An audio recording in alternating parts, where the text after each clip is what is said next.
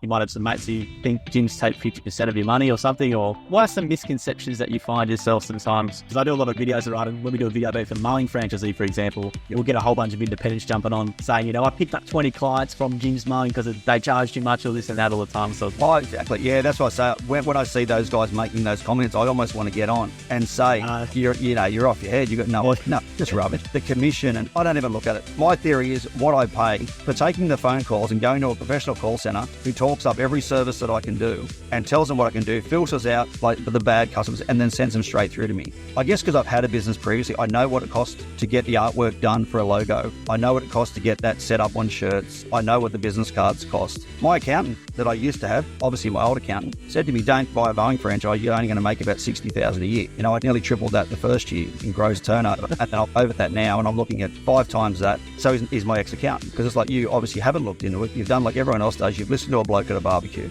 They just don't know. Like, there's no commission. It is a nominal fee. Like I got paid $12.60, I think, for a lead for a job, which I now bill $36,000 a year, 3 years later.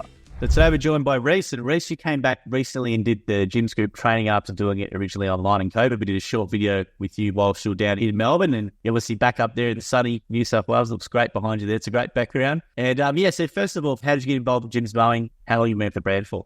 I really don't know how I got involved in gyms. I was working for a council. I always loved gardening, and I was working for a council, which was a stressful job because I was a council ranger, so nobody really likes the ranger that much. And I got back into gardening just for a bit of extra work at a retirement village I used to work at, and was mowing. Remembered how much I loved it. I would have loved to do it full time, but just basically, there's no money in it. There was not a lot of money in that particular place. Was standard award wage. Didn't matter how much harder you worked. So that sort of reignited the passion for it. And I think it must have just been Facebook. So I don't know. I just came out to my wife one day and said, I'm thinking about buying a gyms. And she's always really supportive. So she was cool with that. And then with YouTube, you can pretty much do the training online, like looking at all the YouTube clips. And I was really diligent with it. Rang up a few of the other franchisees, and they were really passionate. And I spoke to guys that had worked in the mines and stuff like that were still content with what they were earning. And I just thought, this is something I have a crack at. I've been with it. This is my 3rd season I'm going into. My plan was to do 3 to 5 years, and I thought I'm 48 now. I thought, naively thought, the body will hold up for 5 years, and we'll see how we go from there. But now learning more about the equipment, this is my job now. Like I'll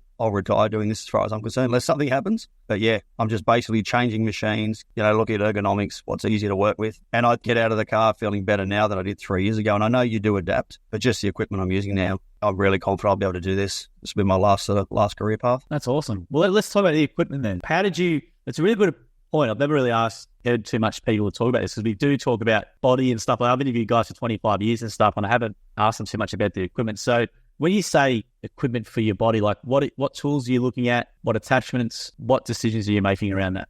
So for me personally, at the moment, I'm still on petrol whippersnippers. I've tried a few different ones. I'm still using a Husqvarna, the 525 LTS. I find just for power compared to weight ratio, they're great. Like I treat them terribly. Like anything we're scared there might be a snake ending, I just say to the staff, just whippersnip everything, stick it in there. The heads are $50. If you break it, I'll replace them. This time of year in summer, don't walk through long grass without a whippersnipper. Basically, I put the whipper gripper attachment, which is from, I think, Catch Pro. Catch Pro. Yeah, they're a pretty good attachment. They do wear a little bit, and the parts aren't available, but I still think for what I used to whippy the first 20 minutes every day, my lower back was a little bit sore. Has never been an issue since I put them on. I've got 3 of them now, and even our spare machines have them. And then mowers, I started out with a Toro 21, which I never really understood why the commercial equipment is so heavy. Like, I understand they want it to be robust, they want it to last a long time. I prefer it to be lightweight, easy to use, and to replace it every couple of years or a year or two.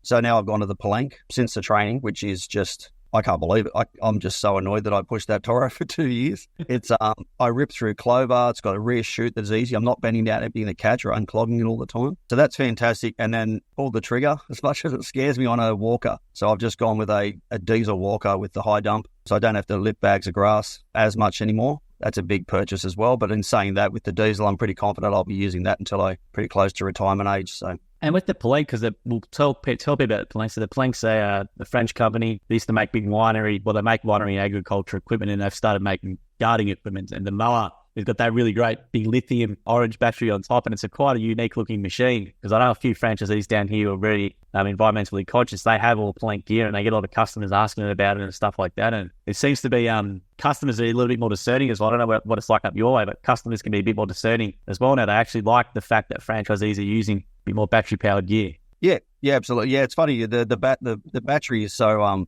with the colour, I guess, stands out. A lot of my customers think that's the motor because it's fit for a traditional motor. They're like, oh, is that the motor? I'm like, no, I'll take it off and show them. I go, it's actually a battery. Oh, they're amazing because the same again. I've which I didn't mention in my last interview. My passion is is permaculture, is no chemicals if possible. I understand they need to be used in certain situations, but for me, our goal moving forward, we would love to have an electric van, all battery equipment. I would love to be able to come home and just plug the car in at the end of the day, and the car with your power inverters and that, we can basically plug a vehicle in, which would charge the vehicle, charge all the equipment. The range on those vehicles isn't quite there for us yet, but that is our goal. Unfortunately, the Walker is probably the polar opposite. It's a big diesel, but when the technology gets there, I'm happy. But as I've said to a few of the other franchisees, I'm not paying for their research and development. Like if they're selling it's expensive, it doesn't work as well, I've got to stick with what I've got. But even in the time I've been here, the battery stuff has come real so far. With the training, I was talking to John Wilds and he just couldn't rate the planks enough. And I wanted to talk to someone, you talk to reps all day long, but I wanted to talk to someone who'd had it for a few years. And as he said, in 4 years, you're basically blowing them down and changing the blades. Yeah. And so far I've found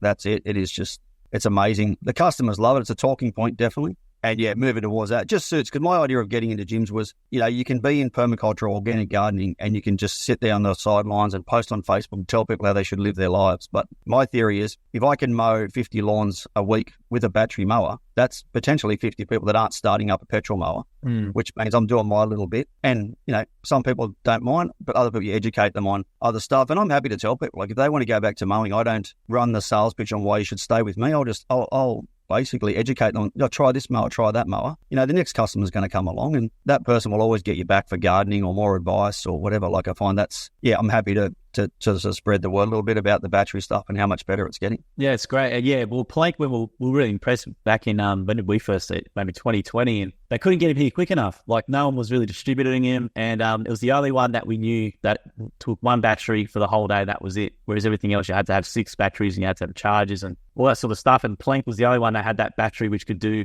a mower on the whole day on one charge. And we have a few franchisees down here now actually who just do the full Plank setup, so their customers suit that. They just have the mower and they have the sticker twos at the chainsaw, they have the pole attachment and stuff, just using the Plank stuff at a couple of Plank batteries. And they are quite pricey, but they're really, really, really good quality compared. And you don't have to carry multiple batteries around like the other ones. But as you said, they are getting better, the other brands as well. They're trying, you don't need as many batteries as you used to. And the big challenge to them, as you said, is the ride-on. So they're obviously trying to bring out the battery-powered ride-ons now. So there's obviously the Green Machine. There's I know Ego's trying to do something like that, but I think they're still a little bit way off. And as you said, you don't want to pay for their research and development, and as they keep getting better and better.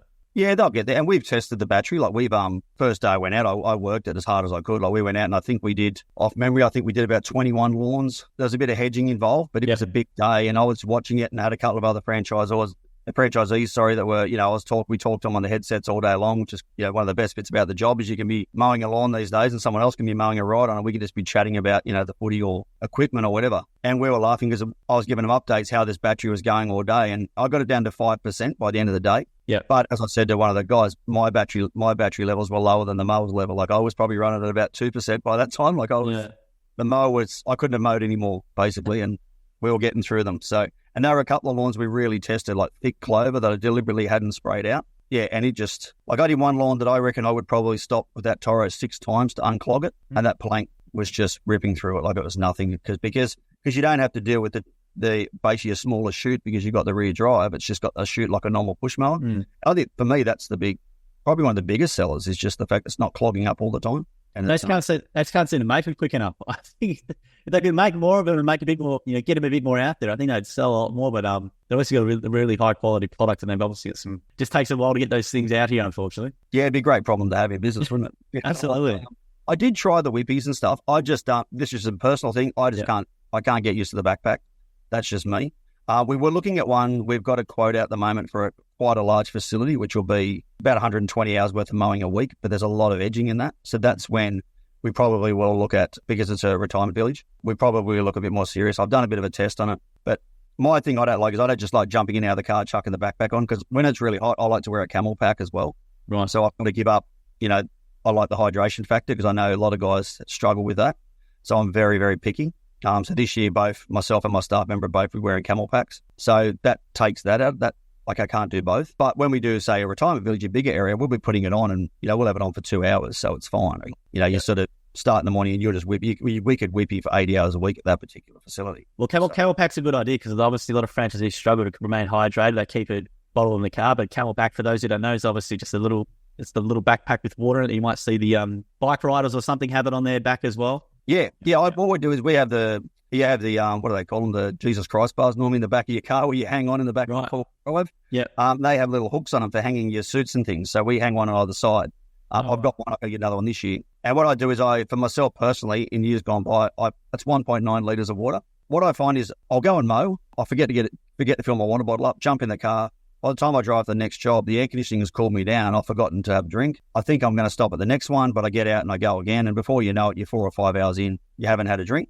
So what I do with the camel pack is I have that there where I get my blower out. So I basically open the door, chuck it on, and when I go and whip your mow, I've just got it on. So that way you can have, each mow, you've got at least 15 to 20 minutes to sort of sip on that. And I make it a rule for myself. Every time I drink a camel pack, I then have a 750ml with hydrolyte tablets in it. So throughout the day, I'm having at least a couple of 750ml bottles with the sugar-free hydrolyte tablets and a couple of camel packs. And so far, that's kept me out of trouble. I've sort of felt a bit wobbly a couple of times when it's 40-odd degrees, but we're very well set up. I have fridge in the car. My car was set up for camping. So we've got an angle fridge. We've got a solar panel. I even have a coffee machine in my car. We've got a barbecue. It's my office. I figure a small amount of money to not have to try and park at a cafe.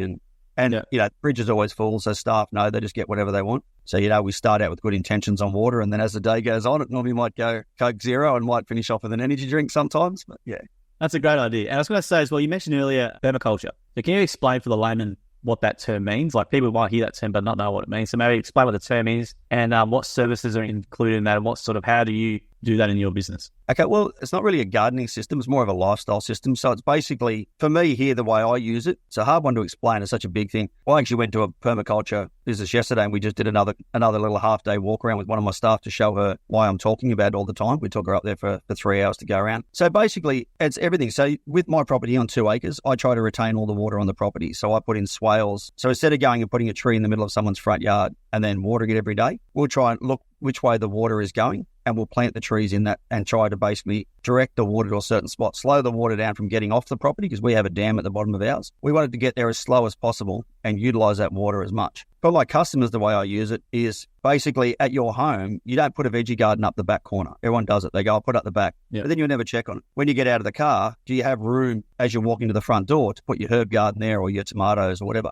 So you're having a look at that as you're walking into the front yard. Full-on permaculture. The farm I went to yesterday is limestone permaculture, which is amazing. They have everything. They have turkeys, ducks, chickens, fruit trees. I don't know how many hundreds of fruit trees. So they can live purely off that property. But with my customers, it's more about the design aspect. So they say to me, look, Rees, I want to put some gardens in, and I can go and show them, look, your water's coming this way. Let's direct the water off that path and let's put your fruit trees in here. Let's put your veggie garden right near the front door so you check all the way through. It's probably not good in the permaculture side of things. They like no sprays. Sometimes we have to, the kids can't play in a 400 square metre backyard because there's bindies. We may have to spray it, but then we're showing them, look, how can we get that soil better so you don't have to potentially ever spray again?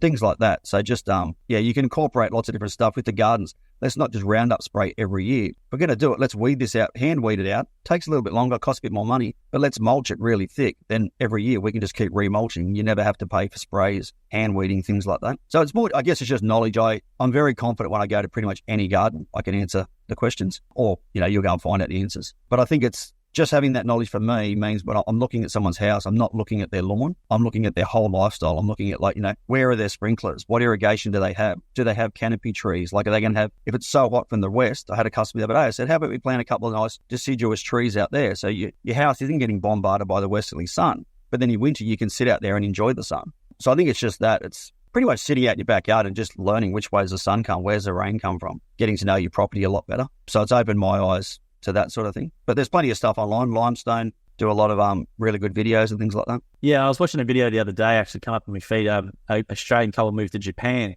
and they're doing like a Japanese, they bought one of those abandoned properties and doing like a Japanese permaculture thing, and how they had that all with the sun and just cut certain ways and rain would come a certain way, and the whole property with their food and stuff was geared towards the environment and what they were trying to do, and it was quite interesting. Yeah, well, I have here, I did my permaculture design course and I called mine the mullet garden because it was business at the front, party at the back. So at the front, I've done it as a formal garden. I can say to my customers in the front 600 square metres, if you want to know what sort of trees to grow, go and have a look at my front yard. I'll put about 400 ornamental trees, crepe myrtles, magnolias, everything you think of, and they'll come and just have a look and go, I like that one. Can you put some of them in? But then we go at the back, it's a bit uglier because it's more of a, it's for producing our food. So where I am behind me now, I've obviously got bananas. I poured about 300 bananas off yesterday. And then it goes into raised garden beds for my wife because they're nice to work in, nice and high. Then it goes down to the chicken coop, but then the water that runs through the property runs through the chicken coop straight into the swales, which is all the fruit trees. So when we get rain on Thursday, it'll sit a foot deep in those swales, which are like walkways, and it'll take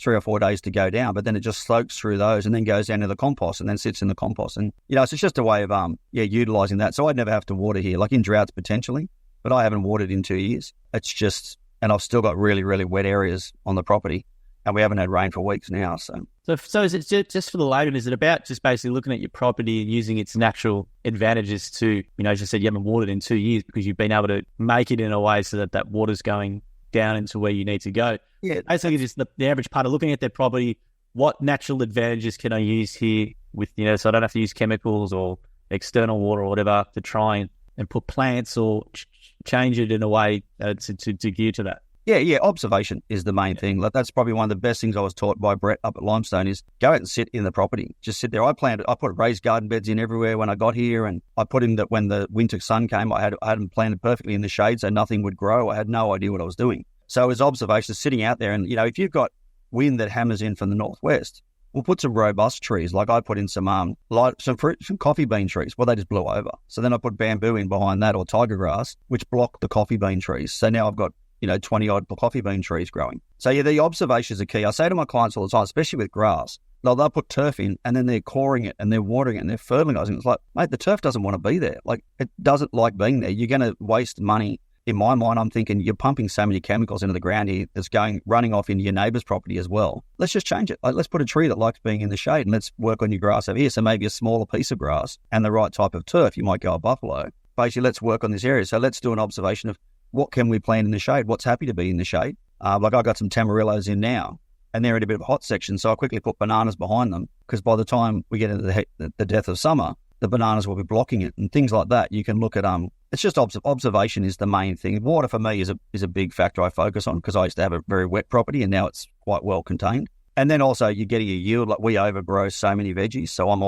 customers are always getting home to find bunches of carrots or, a dozen eggs, or my wife makes lemon spread, and a bit of a barter system now where customers will give us a bag of lemons and then they get lemon spread. And then, I'll go out the back and I'll go, oh, those your kumquat trees full. You eat kumquat. So how about I empty that and I'll bring some back as jam for you in a week's time. So yeah. So I just wanted to do it in a way that I'm not just a permaculture teacher hammering down permaculture. I wanted to get out there and produce a product, and then I can also talk to customers as well about, we're doing a thing this year. We're giving a free tree day. So we're going to go and get just tube stock of native trees and just message the customers and say, look, would you like a native tree?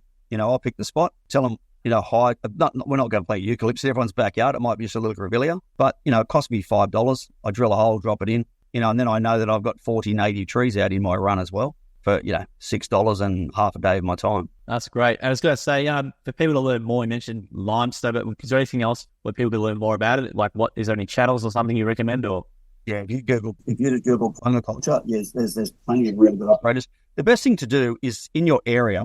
Facebook, of course, will find your groups, but get on and try and find a permaculture design school in your area, and you can do little courses. We did a course with my staff member yesterday. I think it cost us $150 for 2 people. And we went up and just did a walkthrough. It's like a little mini tour, like a micro farm tour. And Brett just takes you around and just shows you around that farm. I know up here we've got purple pear permaculture, maplewood permaculture. There's plenty of them. So if you're in your area, you absolutely just Google maybe permaculture tours, and you can pay a small fee. Some places even do. I know down the Central Coast, there was a free course going at the Tate for a while where you could just go in and do a half day. So when you go, it's not so much going to teach you about how to grow a tomato. It's going to teach you more about where you should grow your tomatoes, why this area is a good place to grow your tomatoes. So rather than putting them in the baking sun and covering them with shade cloth, put them somewhere where they're not going to get baked all day long. So it's more teaching you how to not waste your time in the garden, pretty much. So no, absolutely. No, it's a very interesting topic. I know Jim's very passionate about it. He loves hearing that sort of stuff. And we do have some franchisees down here that I know who are pretty passionate about it as well. And even one of them was trying to start a permaculture division at one stage. So I know what's happening with that, but I know it's a pretty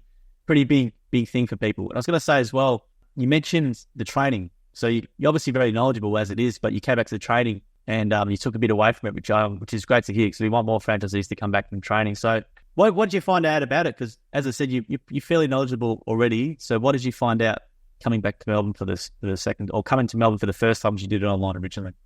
I think the main thing is probably that the gyms are so much bigger than me or my little area or my group of franchisees that I know. There's so many more people to lean on. Like, I've always found the girls, when I ring call center, have always been fantastic. Like, I found out we actually have a priority phone number, which really I think is unneeded because they answer the phone so quick anyway. I didn't even know there was one there. So good. But I think it was just learning that it's such a big thing. And my fees that I pay are such a nominal fee. Like, for what I pay as a franchisee, I'd pay that just to have someone answer my phone calls and talk my business up, which is what we get anyway. Talking to people like John Wilds was fantastic, seeing someone that's been in it for quite a long period of time and is still so passionate. And for me, I've had a business previously. It wasn't as successful. We had a catering business for a long time, and then a Coles supermarket opened up next to us and pretty much took the business away at about $300,000 within, sort of 12 months. But what I found at the end of that business, as I was not losing money, my customer service was horrendous. I just was so down on myself and the business that I hated even serving customers, which was ridiculous because that's what we needed. So that's why I wanted to get into gyms. And I love the fact that gym is pretty much obsessed by customer service. And like, I've only had one complaint so far, and that was off the fact I just didn't get a quote back to someone quick enough, because I did have a discussion with their roommate, but I didn't follow the process. I should have given the lead back because it was like 170 mils of rain that week. It was good for me though, because it was just a kick in the pants, and it was like, I think she was a bit rough complaining on me, but technically I could have done more to make sure that didn't happen. And that's exactly what I wanted. Like, I wanted someone that keeps me accountable.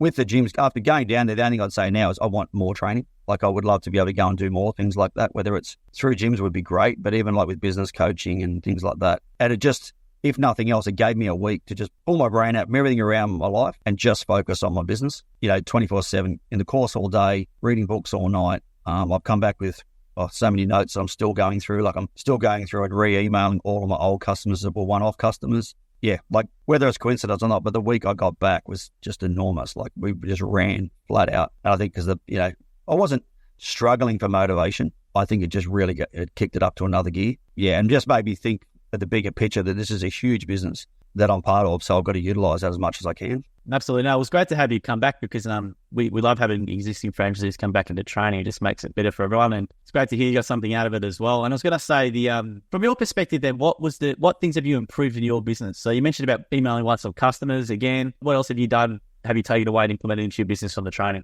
Oh, well, I came back, and my staff member that was casual is now permanent. So she's, straight away. So that's a bit of it's not really a gamble, but I know I've got enough work for us now, but I know that I can really push a lot harder. I didn't have the confidence at the end of last year.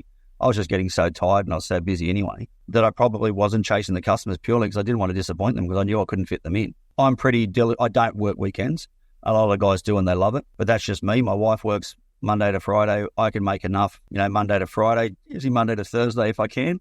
But I like to be in the garden. I'm in the garden today. But yeah, I found it was all those little things. So I straight away went, John actually said he's never employed a staff member in spring. He's always employed them in August. So he's ready for spring. So I straight away contacted my staff member and said, look, do you want permanent hours? Let's really kick this thing on. And then I started chasing those customers because I had the confidence that, right, I've got the staff there and now I've got to make it work because I've got extra hours to cover. And yeah, it's just I think everyone down there was great. Like, lots of different stories. Like, even Nicole was talking, and it was like I've watched her videos, but listened to her talk about her husband in gyms and then the problems that he's had since then with health problems. That was really good because it made me tick a few other boxes that I had to chase up in case, I have health problems that I hadn't, where now I'm really confident. All my insurances are in place. I'm ready to go. So yeah, it was just a whole lot of different things. And let's talk about then the staff. So you have one staff, or do you have more? Okay. I had one permanent, or she does permanent hours. That's what works for us. Yeah.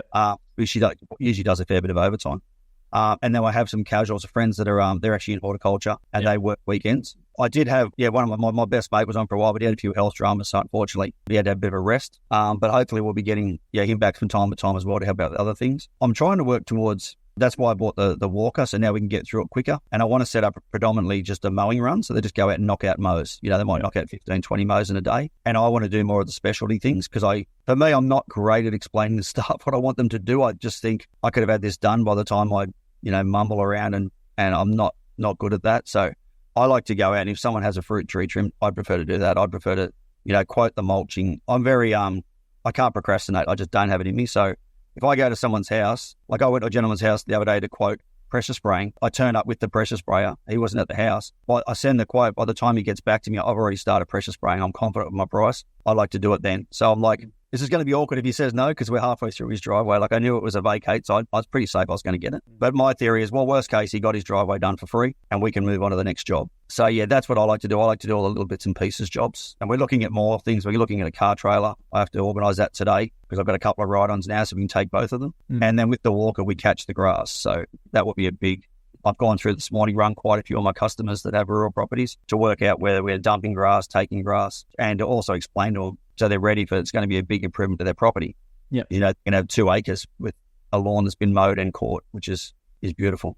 Absolutely. And I was going to say as well, with the advice to new franchisees, a lot of the times I talk to franchisees and they always mention quoting. And obviously you do with a quoting run through at the head office there. I think John takes the quoting session there. But advice for quoting. Do you have any like philosophies about when you go and quote a property? What's the first thing you look for, or how do you work everything out? Yeah, well, you'll obviously get people pressuring you to quote over the phone. So I never do that. I always go. Probably I've done a few recently because I'm a lot more confident in what I'm doing now. And I also know that if I muck up, how much time it's going to take me. So if it's, say, a 450 square metre block and it's going to take me 20 minutes to quote it, I figure, well, worst case, I'm going to spend another 20 minutes mowing if I get it wrong. So I may get a customer, I'll just say, can you take some photos? I can jump on Google, look at the rest. I saw with the quoting, what's funny with talking about John was my prices were like, oh, I'm quite expensive as it turns out. So I was way off. But it was good to know that everyone has their different way they do things. Like I generally go in my head now, I'll go into a job with 3 prices. I have the price that I'm pretty much confident I'm going to get it, the price that I want it, and the price that would be ideal. With the economy the way it is now,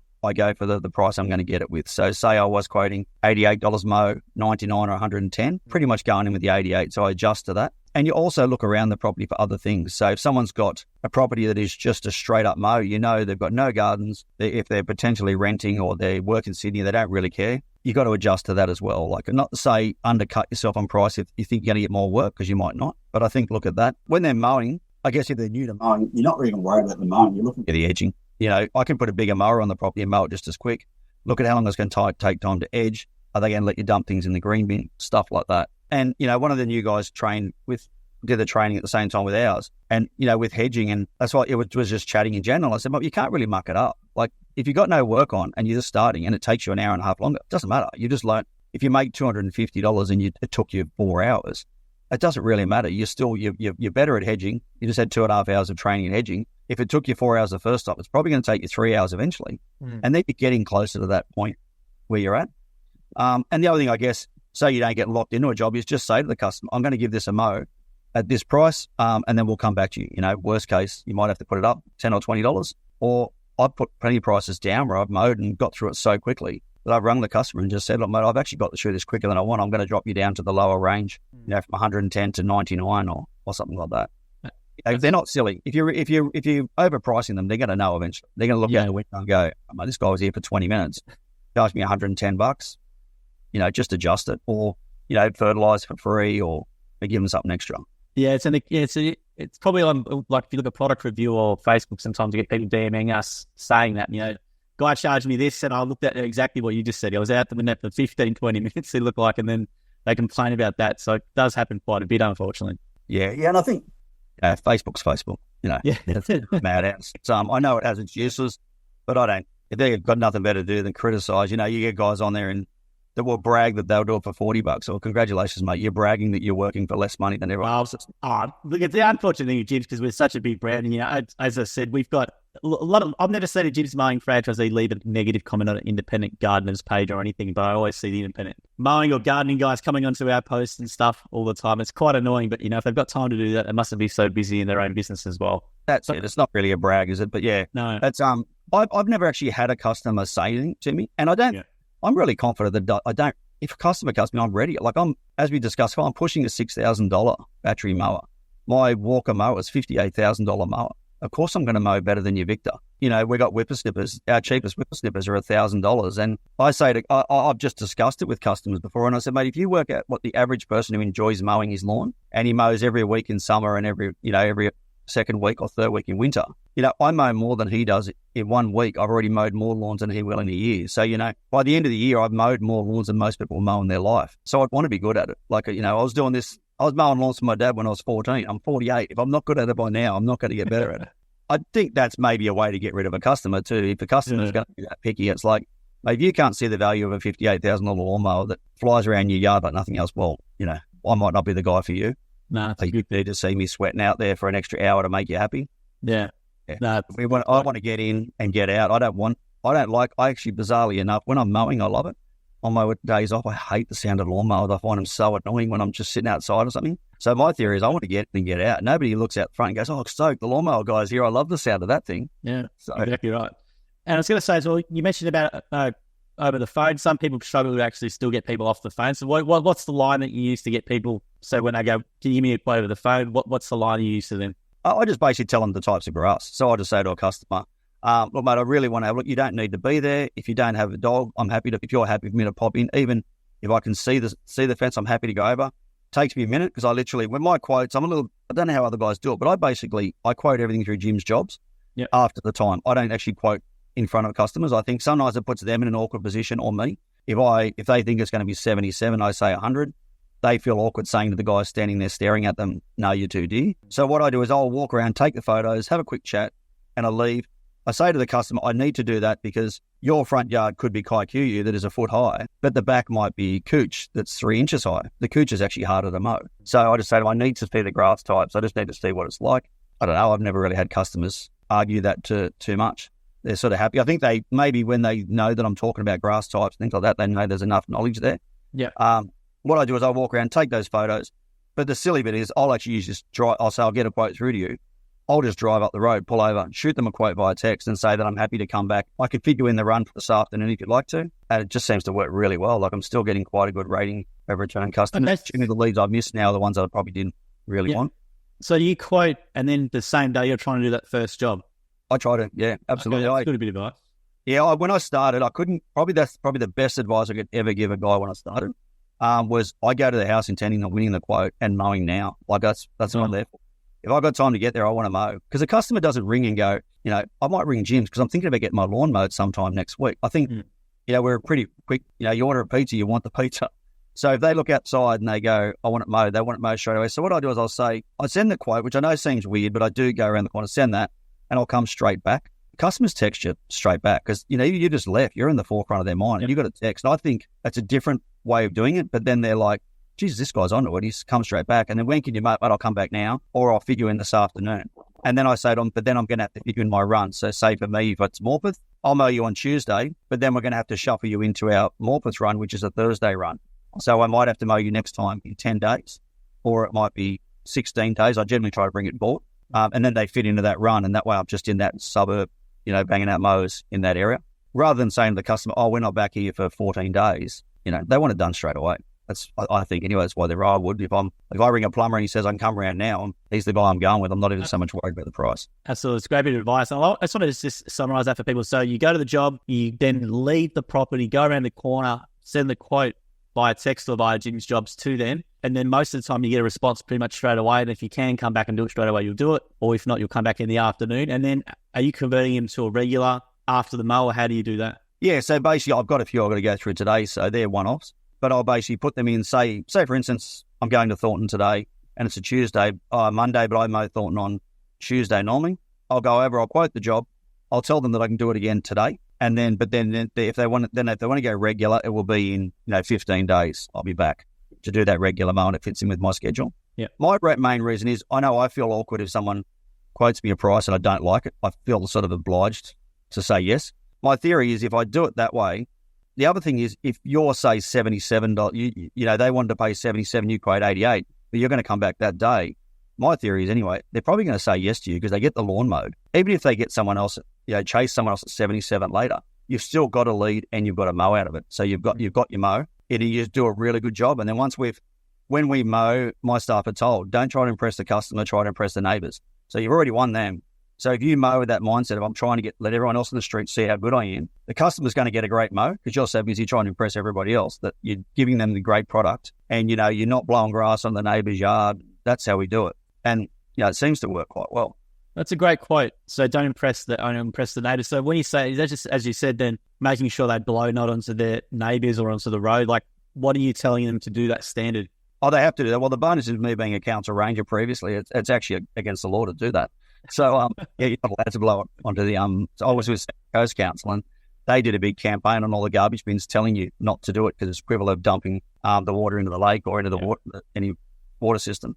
So, yeah, basically, obviously if there's leaves, jump out of the car, grab the blower, blow everything onto the yard, then go and do your edges and then mow the lawn. So you're picking everything up, mow the lawn, and then blow again a second time. Yeah, even when you're next to a neighbour and you get these ones where a neighbour might have a lot of clover and the guy next door's is perfect, try your best to whippy in a way that you're flicking the clover if there is some back onto your customer, not onto the neighbour's yard. If you do, blow it back down. Just things like that. Like, don't pretend you didn't see it. If it's a bit wet and you spray a bit of grass onto the colour-bond fence, go and get the hose. Take a few seconds, get the hose it down. Because if it's been raining, a lot of customers are looking for an excuse to tell you not to come. Don't give them an excuse. I like to mow in the rain. I don't care. Like, if I'm not damaging the customer's yard and I'm doing a good job, I'll mow pretty much any time. I'm never going to do a bad job and leave mud everywhere and things like that and marks on the lawn. But if there's been a bit of rain, we'll still go out. But don't give that customer a reason to say, I don't want you mowing after the rain next time. Make sure it looks better than it normally does, or, because they're going to come and look. If it's been raining, they're going to go, how did you do that? It was raining. If they come out and it looks amazing, they're going to let you keep doing it. They trust you. And yeah, that's a really good bit of advice as well.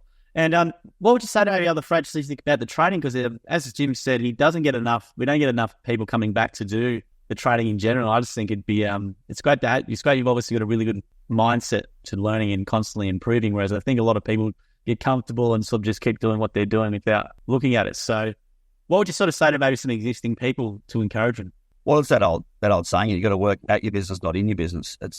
Gyms isn't hard to get work. It's hard to get time with your family if you want to. Like, there's so much work, and I love gardening, so it's easy to get stuck into just working. Like, I still love mowing, but you've got to take time out. Like I mentioned to you last time, Mike Andes flew out from the States to do it. You listen to like the fellow who wrote Rich Dad Poor Dad. He talks about he likes to go to at least 2 4-day conferences a year. The guy's a billionaire, and he still takes time out of his business to do that. So for me, I think it was sort of like, I knew that I was getting in control of my business when I was confident enough to take a week off and have someone working for me, so I still was covering my costs. And I could actually sit there and think about my business, which you don't get time to do. Because I think anyone that's in gyms will admit you're running all the time, because you could work 7 days a week if you want to. But I think it's not any one thing that I learned from it. It's what anyone taught me. It's what I learned. It gave me time. Like, even a few of the guys I talked to that are franchisees said, mate, we can tell you've got direction. You picked the way you want to go now. So I came back and, spent $70,000 on equipment, because now it's like, okay, this is the sort of mowing I want to do. So it just gives you time to be absorbed, like to be obsessed, I guess, for that week by it. Yeah, I couldn't recommend it enough. Like, I thought it would be good. I just didn't think it would be as good. And I think a lot is the staff and the training, but it's also just being down there for a week by yourself, just you and your business is just, and I have amazing family support at home. My mum and dad, my wife, my sister, everyone is great. But yeah, just having time to get it right in my own head, because you get so busy in business sometimes. Yeah, that's the hardest bit. I'm trying to be better at that. Try not to work my way out of my problems. Try to think your way out of problems.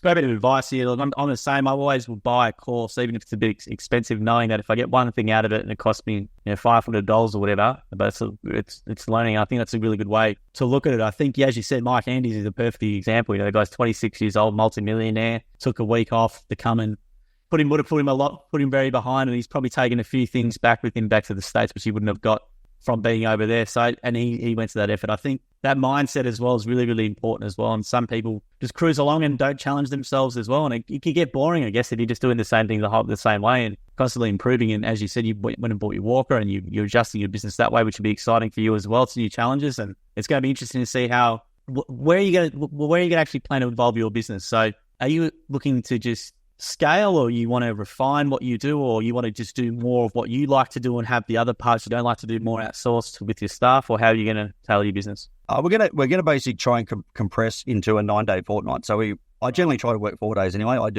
I'm out at 7 in the morning and I just go until basically I run out of puff, generally 4 or 5 in the afternoon, and do 4 days. I've worked 2 hours on a weekend since I've had the business.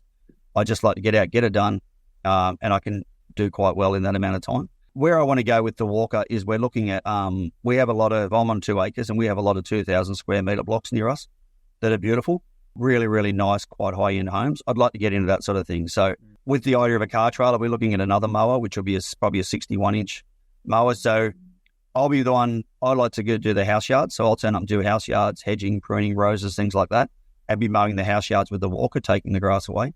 And then the separate mower will be for staff to run around and basically smash out the paddocks sort of at high speed, getting into that sort of thing. And definitely more of your residentials will go to staff. So I do have it.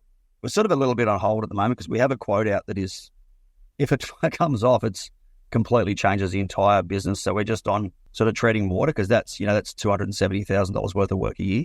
Wow, that's huge. That's going to be a heck of a week if the quote comes. So that will be all systems go, getting more staff, and we've already sort of put plans in place if it happens. How'd you go about quoting? Sorry to interrupt you there, but how'd you go about quoting something like that? Because that's huge, right? You're going from quoting, like, let's say, just the garden at someone's home, and then you've all of a sudden got to quote this massive job. So how did you go about doing that? I was very lucky. I used to work at the facility, so I have actually a really good position. Yeah. I knew when it came to quoting, there was going to be three types of quotes. There was going to be my quote. There was going to be a quote that would be someone who's trying to buy himself a job. It would probably underquote. Yeah. And there'd be someone who'd be guessing and probably chuck 30% on top. As it turns out, that's exactly what happens. They just need to make a decision whether they go with the guy who's bought a job or not. I know because I've actually done it. I've done the entire facility multiple times, like over years. But that particular facility is 3 full-time workers, experienced workers, for a whole week. So it's basically you can edge until you're half content on that property. You could edge 40 hours a week. So that came out of the blue. So that will change everything. But those sorts of things come up, and I think the key is you're not locked into anything. So you quote the price. If you're a bit low, unless it's contracted, you don't have to stick with it. Like I would hate to hear of guys that are like, oh, I quoted $50 for this job, but it's taking me an hour, and I can't get out of there in time. Well then, be polite, knock on the door, and just go, look, I'm really, really sorry. I made a mistake with the quote. I need to go to this price. Worst case, the customer's going to say, I found you beat yourself up about certain customers and you're so worried about offending them. And they're the ones that generally, when you do have to move on, they might not even reply to your text, or they might not even reply to your phone calls. So you've been like, I won the other day, I've been beating myself up about letting this customer down. They didn't have the decency to ring me back when I said I couldn't do the job. So I find that a little bit. So just don't go out and hammer yourself all day long because you feel as though you're going to let the customer down. Just be honest. Look, mate, I made a mistake. It's just taking me too long. I need to adjust the price. Look, if that's too dear for you, I completely understand. If you need to get another quote, I will do that. I'll go, look, I'll mow another time, and that will give you another 2 weeks to find somebody else. Otherwise, I can keep and continue on at this price. Yeah, no, good advice. Just tackle it head on. Sometimes the better thing as opposed to beating yourself up about it, for sure. I was going to say, income-wise, happy with what you're doing as well, income-wise with your business? Yeah, it's insane. Yeah, it's like I knew it would be good. I knew it would be good because of my last business. My wife and I work. My wife works so hard, and I felt terrible because I just lost. I was so disheartened, and we'd lost probably about $300,000 on that one.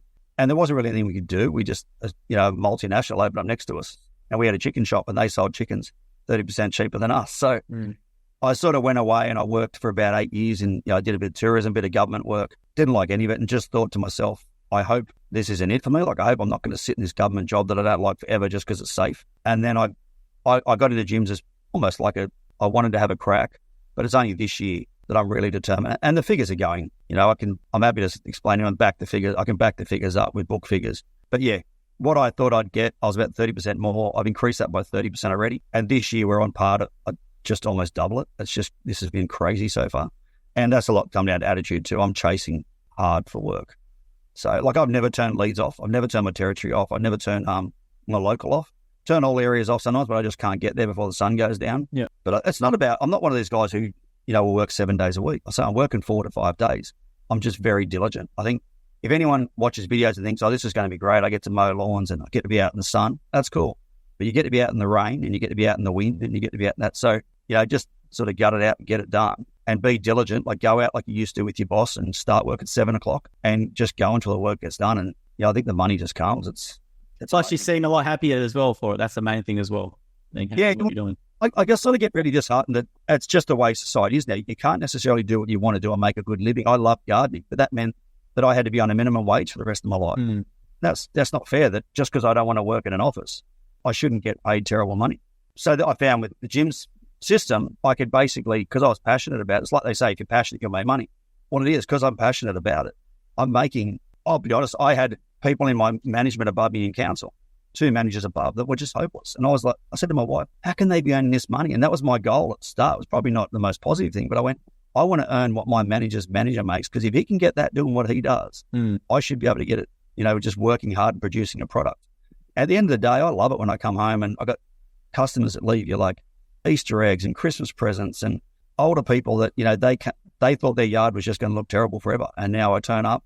I've never missed a job ever. So just by turning up, being reliable, because in this industry, just turn up and you're already beating most of the people. And the customers love it. They know that they're going to, and now with quoting, half the time they're just, I just do it, Rees, I trust you.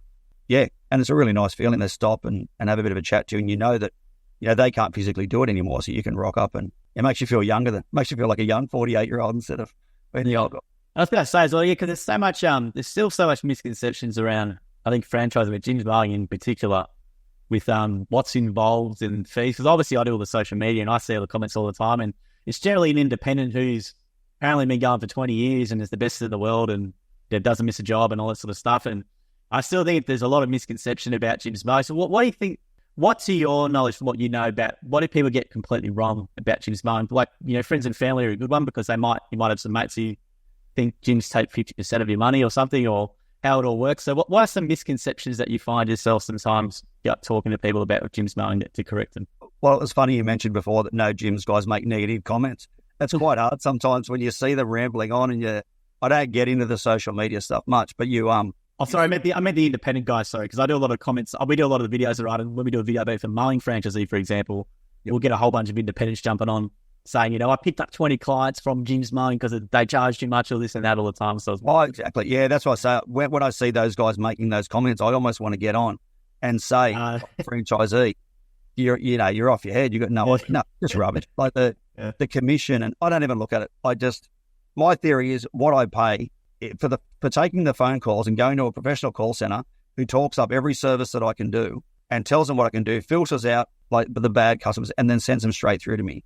For the price we pay is, I guess, because I've had a business previously, I know what it costs to get the artwork done for a logo. I know what it costs to get that set up on shirts. I know what the business cards cost. I think if you're still worrying about that 5 years down the track, it's probably more on you. Like my accountant that I used to have, obviously my old accountant, said to me, don't buy a mowing franchise. You're only going to make about $60,000 a year. I nearly tripled that the first year in gross turnover, and then I'm over that now, and I'm looking at 5 times that. So he's my ex-accountant, because it's like, you obviously haven't looked into it. You've done like everyone else does. You've listened to a bloke at a barbecue. Yeah. They just don't know. Like, there's no commission. There's none of that happens. It is a nominal fee that you could never, like the work health and safety document I download is worth almost the same amount as my fees. Like I got paid $12.60, I think, for a lead for a job, which I now bill $36,000 a year, 3 years later. Amazing.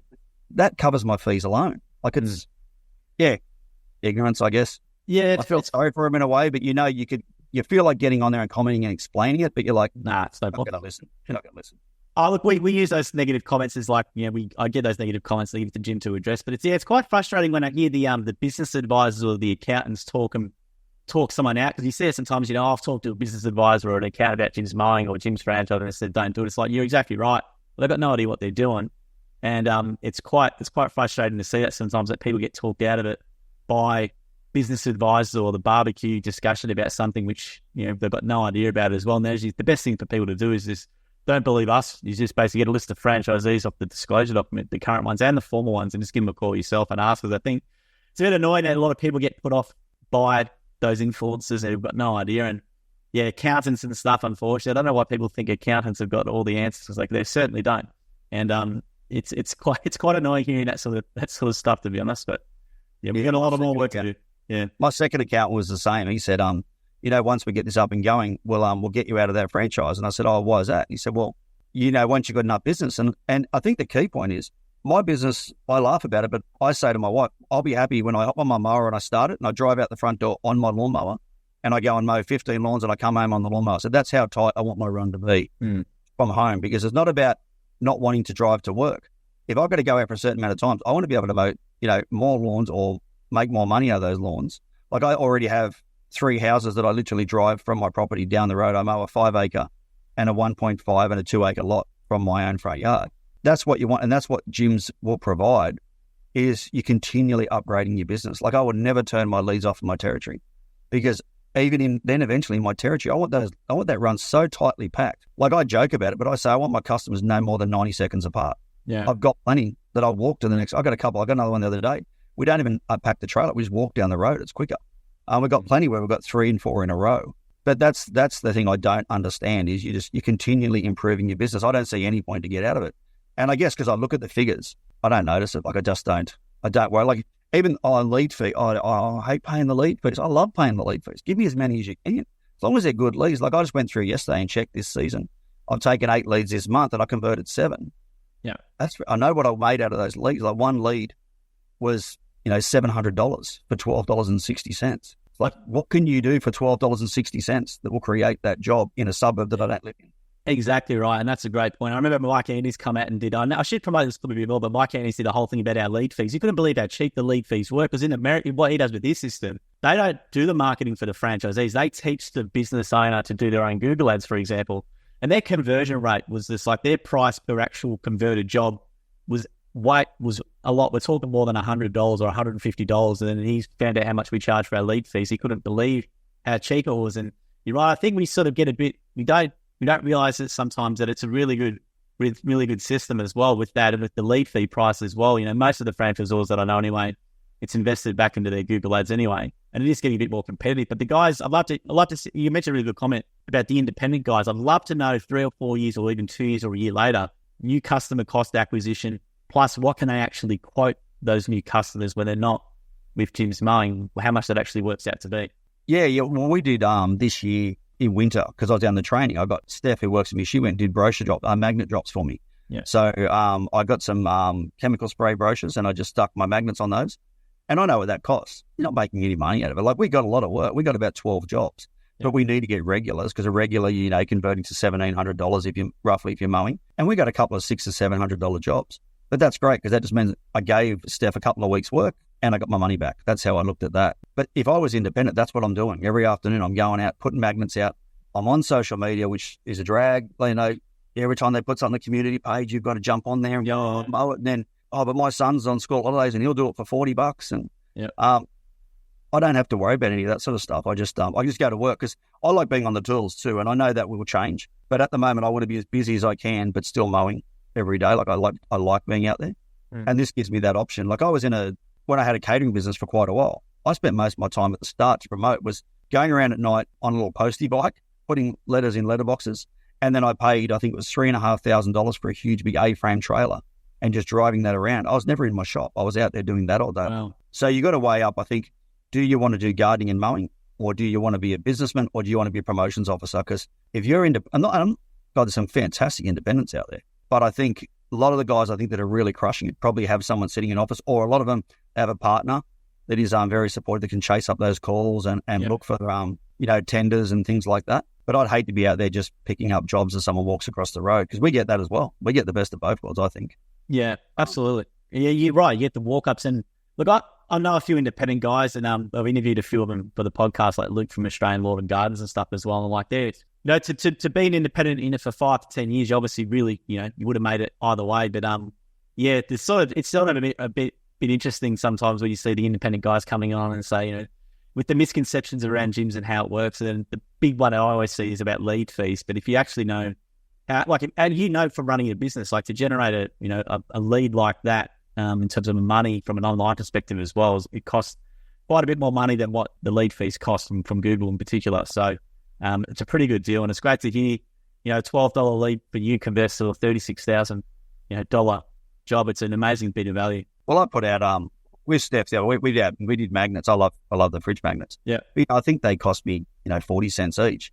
So Steph's only got to put 24 of those magnets in letterboxes, and I'm already paying a lead fee.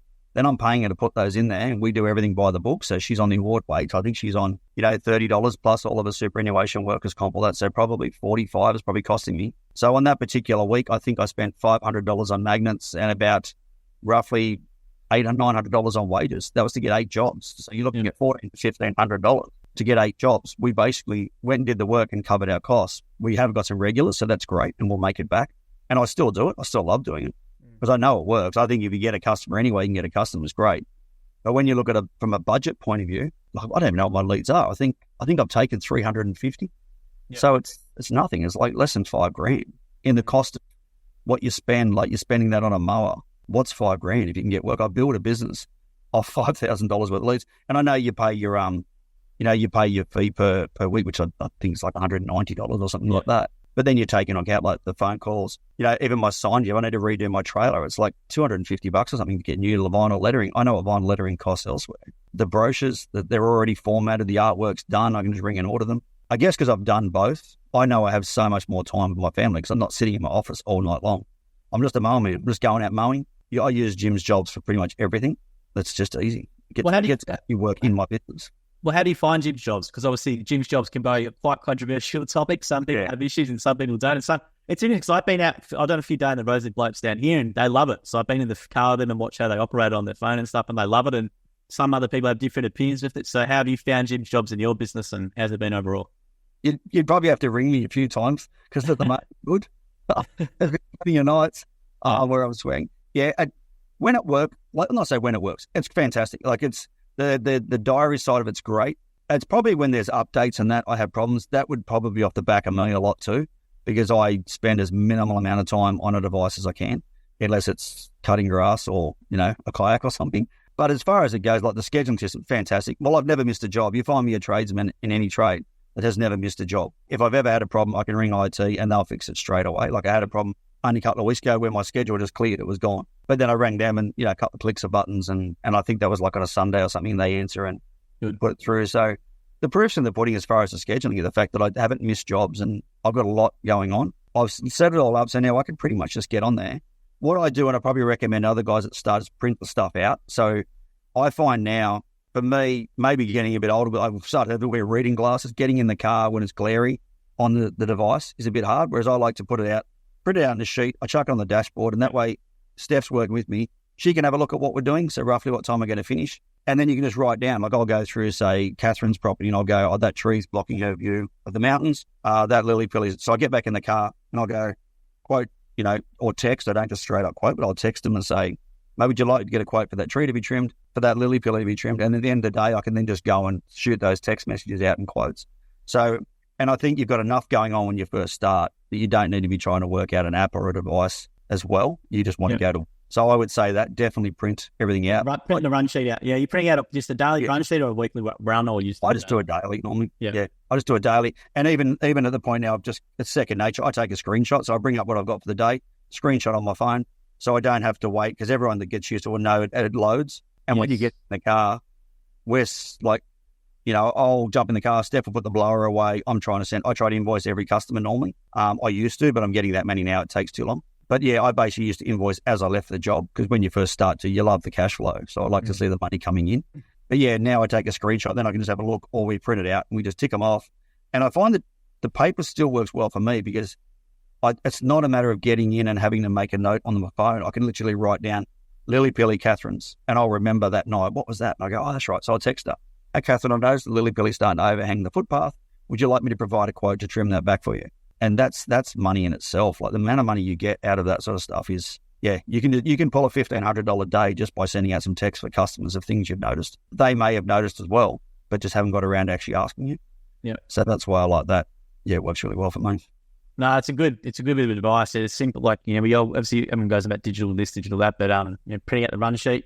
A lot of blokes I've done the day on the road with, they do that as well. They had the run sheet with, they had their folder and they had their OH&S stuff in the car, and they still do the app stuff, but they have both as well. And as you said, making notes next to customers can be really helpful, and maybe quoting some other things and winning some more jobs and different things like that as well.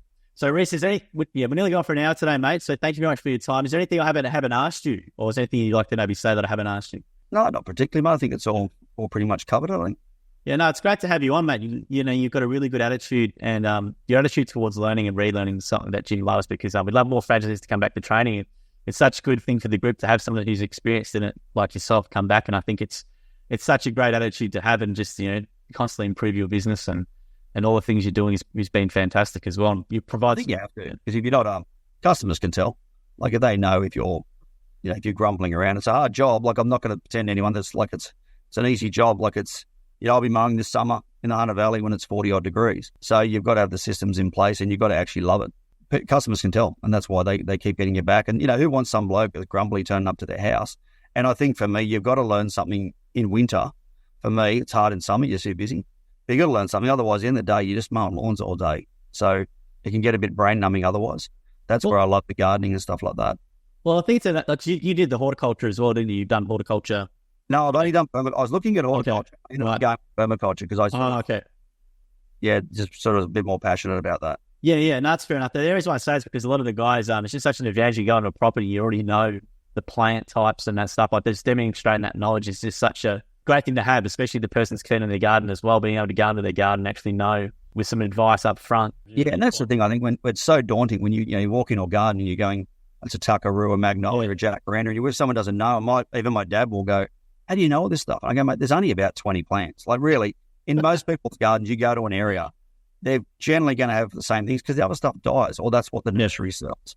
So if you can just go in and just practice them over and over again, and like everything, you don't know. You just say, like, I don't know, but I'll find out. I was a tour guide for a long time. So that was what you just say to people. I don't know, but I'll make sure I'll call you later and I'll let you know what it is. Don't just go, I don't know, just keep driving. Yep. You got to learn. And if you're passionate about that, and if you're not passionate, just remember you're going to get paid more if you do learn. So yeah, that's the thing. Passionate about money. Yeah, exactly right. That's the thing. The guys who have the permaculture and horticulture and these sorts of things, they do make more money as opposed to the bloke just doing the mows and the standard whips and stuff like that. They do make more money in the long run from doing it. Yeah, I think it's the confidence when you walk in. Like, I know when I started, I was like, oh God, don't ask me about those plants because I don't know what they are. I don't know what stupid. Like even now, when customers ask me about some of the lawn service, what fertilizer should I put on that? Because I don't actually know a lot. I really rely on my other franchisees that I talk to help me out with that. And some of these lawn care companies have been great. Like Hunter, we use Hunter Lawn Care, and they've been amazing. But I just say to him, I don't like putting this stuff on grass. I'll do it when I have to. I don't agree with it. I don't like it. But I've got customers. I'm going to try and give them another option. But I'm still to this day. Some of the other guys taught me, and they go, mate, that's terrible. You don't even know that fertilizer. I'm like, I don't use it. I work more on, your organic stuff to keep the grass healthy. Yep. But, I have to rely on those. And I've got a couple of guys that I've dealt with, like Scott out at Singleton and that. They've just been fantastic, like just so helpful. And that's probably why my business is so profitable, because we talk all the time about pricing and we get some serious money out here for what we do. So, and I wouldn't have ever had the guts to charge some of the things we charge. And it's not that you're charging the customer too much. You can just provide so much more service because you've got the money and you've got the profitability. I don't care about, if I've got to mulch something and not charge the customer, I know I'm making the money in the long run. Lucky I can do that, so I can have nice gardens and nice places to work. No, I think hopefully people's perceptions change around pricing with home services in particular, especially in gardening, cleaning, fencing, these sorts of things as well, because it's such a valuable skill to have moving forward as well. Obviously with AI and stuff coming in, for the accountant who charges $300 an hour, to be honest with you, you can find that answer on ChatGPT. You don't need to pay an accountant. So I'm hoping to have to start seeing a shift towards these sort of industries where people actually understand paying more as opposed to a race to the bottom. Yeah, well, everyone's I say that to even my nieces and nephews, that hopefully they'll all go to uni now. But I say to them, mate, don't worry if you don't, because there's big money in going outside and doing something now. Okay. You're happy to go outside and stand up and push something around or lift something, or there's very, very good money in it, and it's enjoyable. And I go home at the end of the day and I know the lawns that I've done, and I can feel sort of proud of what you've done, like the lawns. I go back to some of my customers that probably couldn't physically do the work themselves, and I'll send photos through to my wife, whatever, and she's like, oh my God, have a look at that yard. Like, that trees look fantastic. I've just changed their whole. Microclimates are a big thing within permaculture, where you're blocking sun with trees and things like that. So you've turned a front yard that was a horrible, hot, barren area into a spot where now they go out after work and have a cup of tea and sit down on their chair, and it's become their favourite part of the yard. Is beautiful. You're giving them value on their land. You're not just mowing their lawn. You've turned their front yard from being the worst part of their yard to 200 square metres that they now love to sit in, which is fantastic. Absolutely. You get job satisfaction multiple times a day.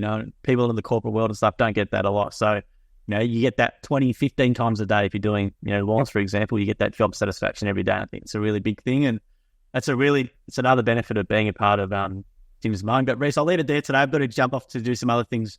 Got some emails banking up from Jim I've got to get to. But thank you very much for your time today, Rees. Really enjoyed the chat. Great to catch up with you. Really good episode. I'm hoping people like it. If you do like it, subscribe it, share it, let us know. Hopefully more franchisees come on and share your knowledge.